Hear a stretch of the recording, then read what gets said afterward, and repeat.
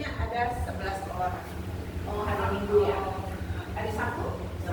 Sabtu kemarin jadi nggak datang ya? 16 berkurang.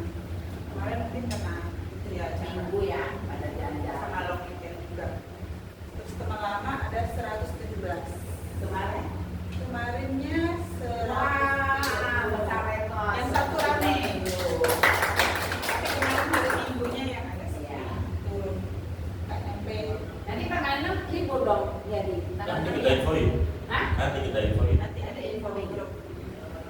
Tanggal 6 kan hari raya haji. Potong sapi itu, makanya si siapa mana? Kamu jangan keluar loh siapa? Ini tahu juga kalau gua ngincer sama sapi tuh. Ada yang boleh gua. Jadi kalau gua ngincer sama sapi keluar ya. kan dia onta, jadi orang bisa salah nangkep, kamu nangkep sapi jadi nangkep onta mana dia? Kayaknya dia pulang nanti. Umpet di rumah dia nanti. Nggak boleh Long pulang. weekend juga loh, kan Ya. Jumat hari Sabtu, Idul Adha, Sabtu libur kan baca Terus Minggu. wah long weekend. Tahun ini banyak long weekend ya. Liburnya hari Kamis, lanjut sampai lanjut. Hari Jumat, Oh ya hari Jumat. Yang kemarin hari Kamis. iya Kamis. ada cuti bersama lagi ya. Itu paling panjang ya. Kayaknya agak sepi juga jadinya. Oke, hari ini kita mau bahas soal sakit bahu. Oh, sebulan. Sebelum mulai pembahasan, Tiga. Itu lanjut dikit. bisa.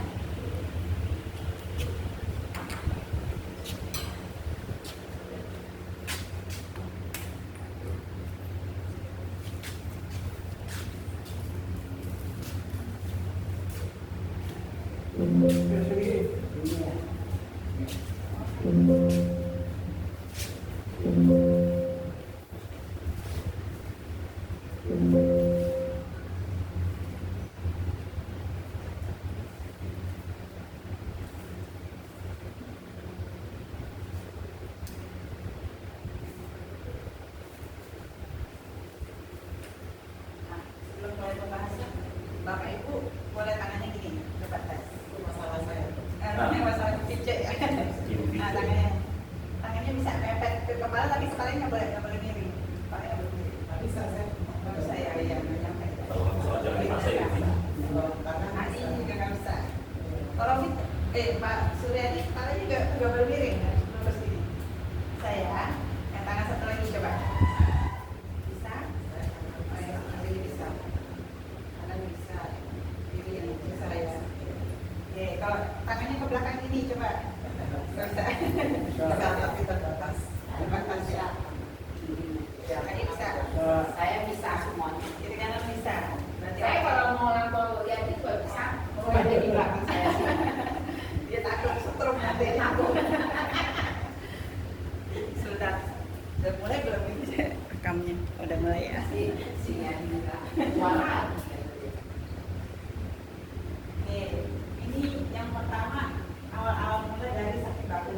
Itu ada rasa sakit dan nyilu semasa pergerakan ataupun tidak. Kebiasaan terjadi pada waktu dan siang dan malam. Jadi kita nggak gerak aja dia nyeri. Ataupun pas kita gerak dikit ada sakit, ada nyilu itu ciri-ciri dari awal dari sakit bahu. Kemudian freezing.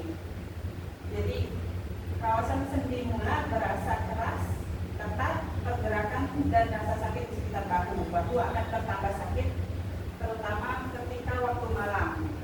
Jadi waktu malam Saya malu baru ini ya. iya berasa mulai kayak ada nyeri-nyerinya, terus rasa kayak ada keras di sini. Kemudian yang ketiga, rasa sakitnya jadi terus menerus, jadi lebih sering di bagian bahunya ini. Dan yang terakhir ya, yang menyebabkan itu lama-lama kita jadi susah tidur, ya tidurnya jadi nggak nyaman, mau posisi kemana, miring ke kiri ke kanan itu nggak enak gitu tidurnya. Itu jadi mengganggu waktu tidur kita. Tidur malam terganggu, kesakitan yang berterusan menyebabkan rutin tidur malam Anda terganggu. Padahal kalau malam itu kan kita mestinya tidurnya nyenyak ya, lebih enak. Itu jadi nanti bisa ke organ-organ yang lain juga bisa terganggu. Kemudian penyebab-penyebabnya kenapa kita bisa sakit bahu. Yang pertama adalah kekakuan bahu atau frozen shoulder. Rasa kaku di bagian bahu atau nama kedokterannya itu adhesive capsulitis, susah juga namanya. Biasanya ini berlaku untuk usia 50 sampai 60 tahun. Kebanyakan yang kena frozen shoulder ini usia sekitar 50 sampai 60. Tapi bukan berarti yang lebih muda nggak bisa ya. Cuma ini kebanyakan aja biasanya. Karena terlalu banyak angkat beban seperti mudanya. Kebanyakan ya. Terus rasa sakit ini juga mengganggu, menjadi sangat buruk sehingga mengganggu waktu tidur.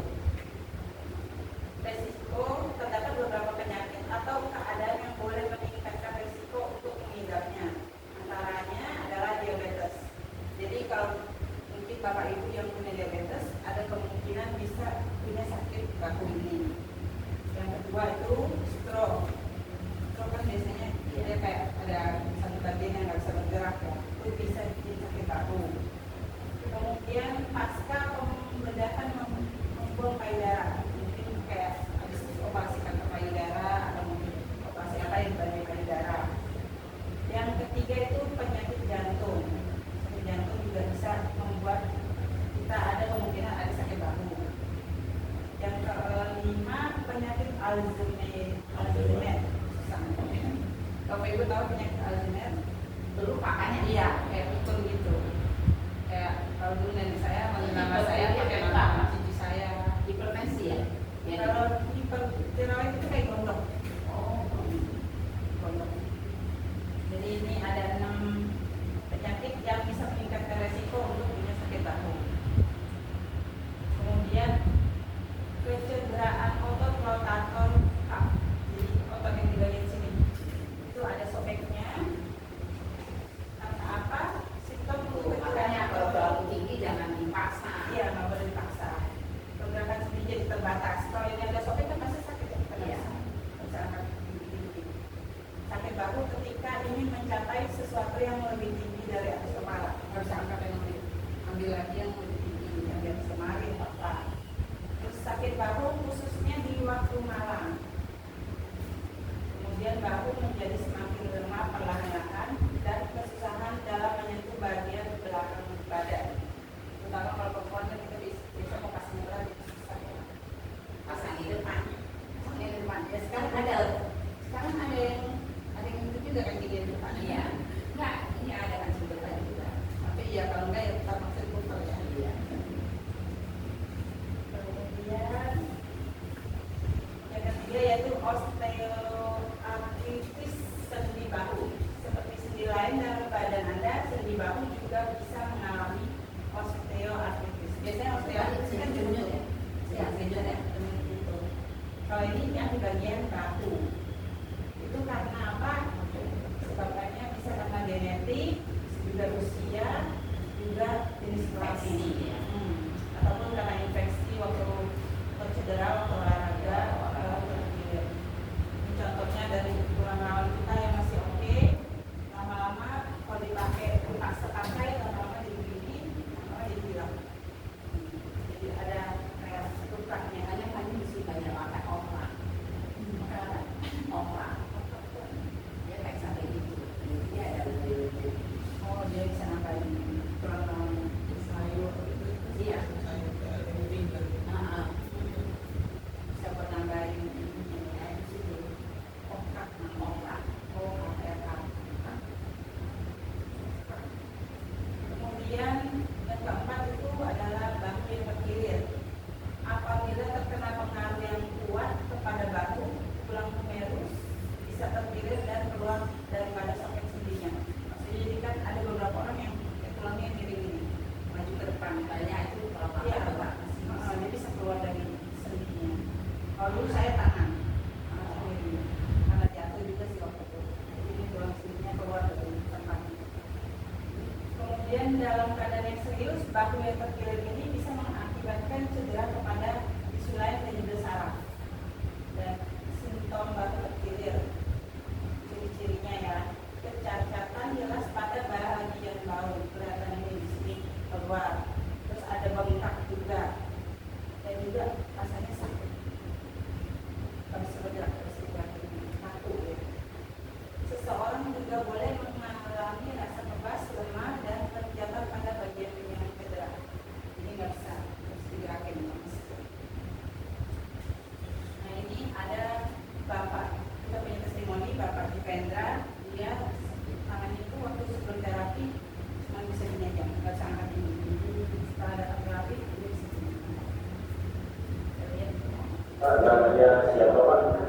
Yuvendra. Yuvendra. Pak Yuvendra umur berapa tahun Pak Yuvendra? 74. Pak Yuvendra.